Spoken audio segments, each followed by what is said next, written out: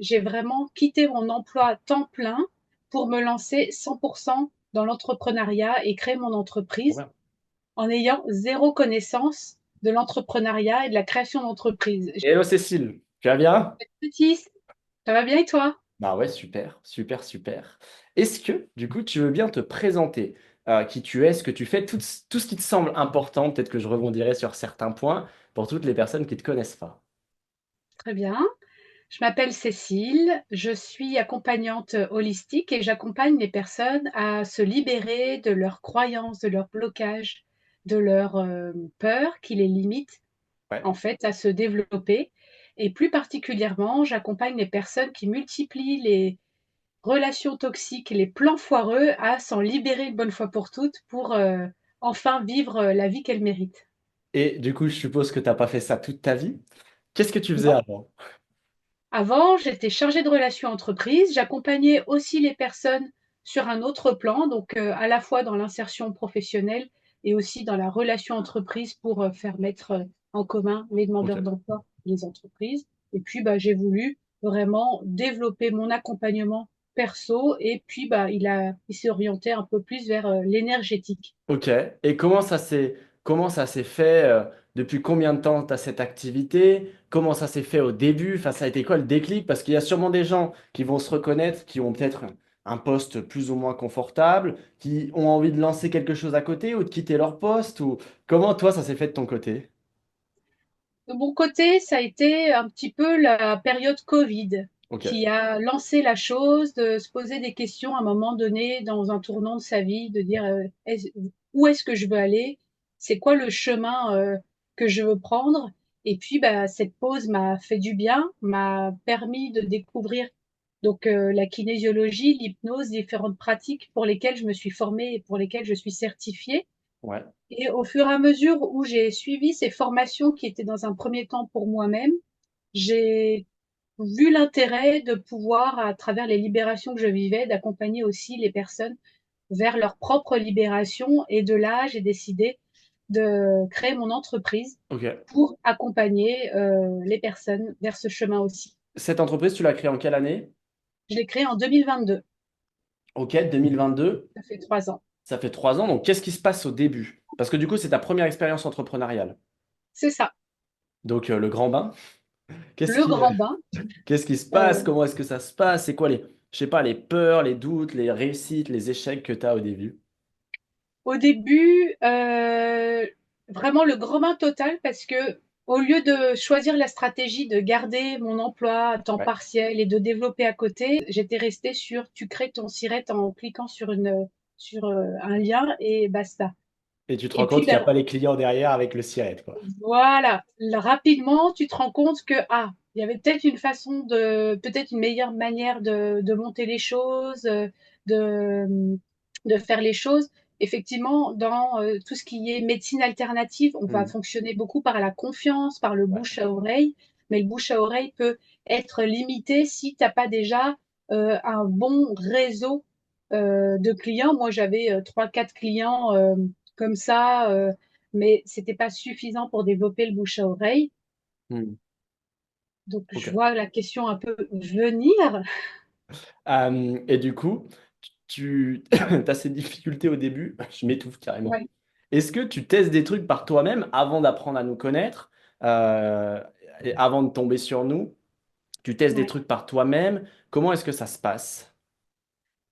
Oui, oui, oui, je teste des choses par moi-même. Alors, Ouais. il y a des informations d'accompagnement financées par des finances publiques diverses et variées, Ouais. d'accompagnement gratuit des entrepreneurs, mais sur, toi, genre 5 rendez-vous. Et en 5 rendez-vous, tu es censé avoir déterminé ton marché, ton Hmm. business, te lancer. Enfin, Ouais. donc rapidement, je vois les limites un peu de tout ça et puis je me rends compte aussi que, il y a plein de domaines dans lesquels j'ai pas les compétences. Moi, ma Hmm. compétence, bah, c'était mon cœur de métier, mais j'avais pas imaginé que l'entrepreneuriat, c'était, une gestion qui est vraiment 360 degrés. Ouais. Ouais, trouver des clients, faire du marketing, gérer les clients, gérer l'admin, etc. Euh, Exactement. Tu nous connais en quel... Du coup, c'était en 2024, si je ne me trompe pas. C'était quand? Est-ce que tu t'en rappelles ou pas? Oui. Alors, je vous ai connu en 2023, Ok, plus exactement, à travers les ouais, publicités. Alors, je sais plus si c'était Insta ou Facebook, ouais, qui proposaient des challenges. ouais, J'avais commencé à prendre des renseignements, mais il y avait quelque chose en moi qui coinçait encore pour me ok, lancer dans ce premier challenge. Et puis en 2024, en revoyant passer les pubs, hein, comme quoi l'efficacité des pubs, là je me suis dit, vas-y, fais ce challenge et va voir l'offre et la hmm, valeur qui t'est proposée à travers ce challenge. Et puis, voilà, en 2024, j'ai fait ce challenge. Ça m'a beaucoup plu. J'ai trouvé un état d'esprit inspirant. J'ai vu une possibilité d'être accompagnée sur des points qui bloquaient encore. Et voilà, je me suis trop bien. lancée dans l'accompagnement par le mentorat. Trop bien. Qu'est-ce que tu te dis à l'époque? Tu dis tout de suite qu'il faut te faire aider ou pas? À l'époque, quand j'ai commencé le challenge, Ouais, en 2024. euh, ouais, en 2024, encore une fois, je mesurais pas encore l'impact et l'importance de se faire aider. Hmm, J'étais un peu enfermée dans ce mode, ah bah il y a des modules de formation, je suis mon petit truc, et puis comme j'avais déjà un peu construit mon offre, j'avais déjà identifié ma cible, j'avais déjà une bonne base sur vers quoi je veux aller. Et puis bah en fait au fur et à mesure, je me rends compte que ah bah tiens il va me manquer ça, il va me manquer ça. ouais, ok. Donc tu prends conscience qu'il faut quand même te faire aider à ce moment-là. Complètement, complètement. Besoin d'aide à plusieurs niveaux. Il y a aussi un rythme à prendre dans cet accompagnement et Ouais. puis un alignement à trouver avec l'accompagnement sur où est-ce que j'en suis, à quel Hmm, moment, parce que j'imagine que tout le monde ne commence pas dans le oui, même état d'esprit ou aligné de la même façon. Donc il y a tout ce travail aussi à mettre en place. Et carrément. je- Et du coup, est-ce que tu as un feedback à nous faire bon, des retours, de ce que tu veux suite à Oui. l'accompagnement ou pas? Bah oui, oui, bien sûr, j'ai un feedback à faire. Le feedback, c'est que j'ai vraiment eu un coup de boost énorme pour me poser étape par étape sur ce dont j'avais besoin et ce qui était nécessaire pour développer mon activité. Ouais.